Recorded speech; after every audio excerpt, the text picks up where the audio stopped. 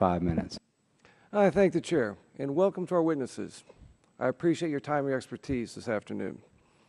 One of the largest annual festivals back home in Texas 22 is the Strawberry Festival in Pasadena, Texas. It just was completed this past May, and so because of those strawberries, American strawberries, strawberry production in America is important to me. And I'm concerned, but beyond strawberries, I'm concerned about some of the comments you made, Mr. Doninger.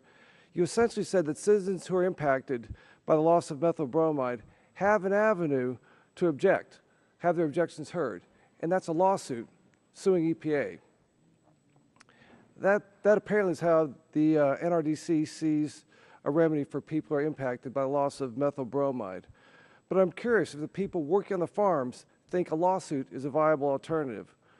So my first question is for you, Mr. Costanza, work down the other three. Do you have the money, the time, and the resources to sue the EPA? No. When I was using methyl bromide in the other crops, I was paying a lot higher income tax. My employees were paying a lot higher income tax than they are now. So both my employees and myself, our incomes has been reduced by not using, because we're not using methyl bromide. And to sue the EPA,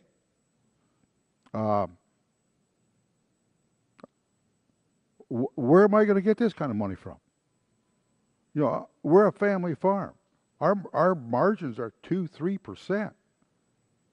So a lawsuit is not a viable alternative for yourself? Not unless you got some money. We've got a spending problem here in Washington, D.C. You know we don't have the money, sir. Same question for you, Mr. Mark. Do you have the time, money, and resources to sue the EPA? We're in the business of farming. We're not in the business of suing people. We're just looking for an alternative that is viable. Listen, methyl bromide is the only product, and this will not be disputed, the only product out there that did kill all the pathogens that it killed, all the weeds that it killed. All the alternatives that are out there are lesser, okay, which increases our cost, decreases our yield, which is not a productive way to do business. Okay. And probably lose jobs as well, just like... Well, the jobs will follow, yes. Yes. The farming is going to be, as we know it, the type of farming we do will go under. Ms. Q, same question for you, ma'am. You have the time, money, resources to sue EPA? No, we barely have profit margins. I have to repeat what Mr. Murray said earlier, and we appreciate the opportunity to be here to tell you our story. It should be not an adversarial situation with EPA. We in our government should have a conversation about what's going on our farms. We don't expect you all to know how to run a flower farm. That's what we do. But we can come here and tell you and tell EPA how that is taking place and the struggles that we have. And Mr. Murray made a wonderful comment earlier. Italy, Greece, Spain, they don't have the opportunity to come and talk to their governments. At the very first international meetings that I attended, I actually went and talked to the Italians and the French because we know what they're growing. And we basically said, how are you guys going to grow these cut flower products without methyl bromide? And they said, we're not. The EU came to us and told us, this is what the EU is agreeing to. There was no discussion. The Italians were on a vacation in all these international locations at the meetings because there was nothing for them to talk about. So, no, we don't have the money. No, we don't want to sue EPA. We want to be here, discuss with you, discuss with EPA, and follow the CUE process the way it's laid out and get our allocations when necessary.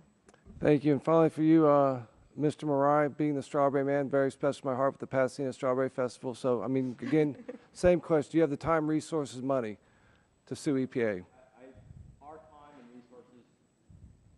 Our time and resources should be invested in researching alternatives to methyl bromide. That's where our efforts should be. And the process just broke down. It needs to get fixed.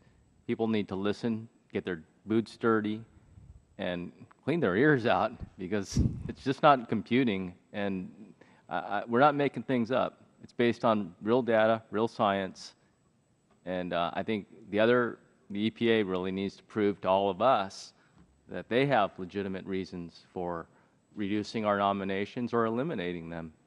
So instead, what these folks are doing is coming to you at no small expense and asking you to change the law, not to get EPA to carry out the law, but to change the law to tilt the playing field in their direction. All I'm saying is there's an existing law and an existing process. Let's make it work. It does work, in my opinion. And use all the tools that people have under existing law.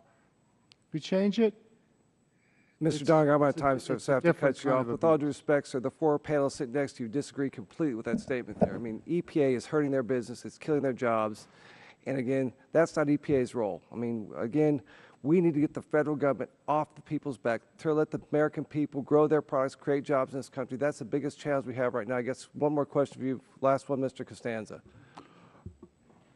I don't want the EPA to change the rules. I just want them to do what they told me they were going to do. They're going to give me a viable, affordable alternative, and they have not. So until they give me a viable, affordable alternative, give me the CEUs. Mr. Costanza hasn't even requested one. That's not Hasn't even correct. Requested one since 2007. No, that's not correct. Well, we'll settle later, gentlemen. Again, one common sense thing from Mr. Rye there. We're in the process of doing it now. Dirt on the boots, wax out of the ears. That's how we get through this problem. Thank you. Okay, Yield back to Councilman time's Rye. expired. That